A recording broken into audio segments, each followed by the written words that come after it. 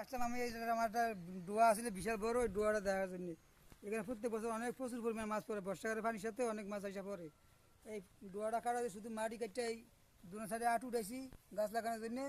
আমার রান্না এক কাজে দুই কাজে আটে উঠে রয়েছে, গাছও লাগানো হয়েছে।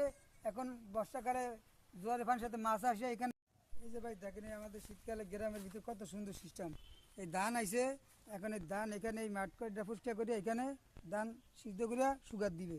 এখান থেকে সিদ্ধ করিয়া শুকাইয়া আবার নিয়ে মিলে নিয়ে ভাঙ্গায় চাল করবে। অনেক সুন্দর আমার গ্রামের দৃশ্যগুলো। এই দেখেন কত সুন্দর মাঠটা করছে ভাই, কত। এই যে দেখেন ধানগুলো কত সুন্দর পাকছে, কিছু পাকছে কিছু এখনো কাঁচা আছে।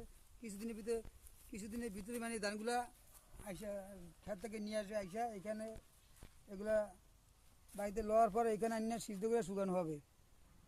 এটাকে আমরা বলি ভাই খলিয়ান। এখানে পরিষ্কার করার পরে এখানে ধান বাড়িতে আনার পর সিদ্ধ করার পরে এই রোদা নিয়ে এই জায়গায় খোলা মানি শুকানো হবে। তারপরে নিয়ে মিলে নিয়ে আবার চাল করানো হবে। এই খৈলান হবে কাজ শুরু করছে, এখন কাজ চলবে। এটা পুরো আস্তে আস্তে পরিষ্কার করার পরে এই মাটিটা বড় করবে, তারপরে ধান এখানে সিদ্ধ করে আনিয়ে এখানে সিদ্ধ রোদে শুকানো হবে।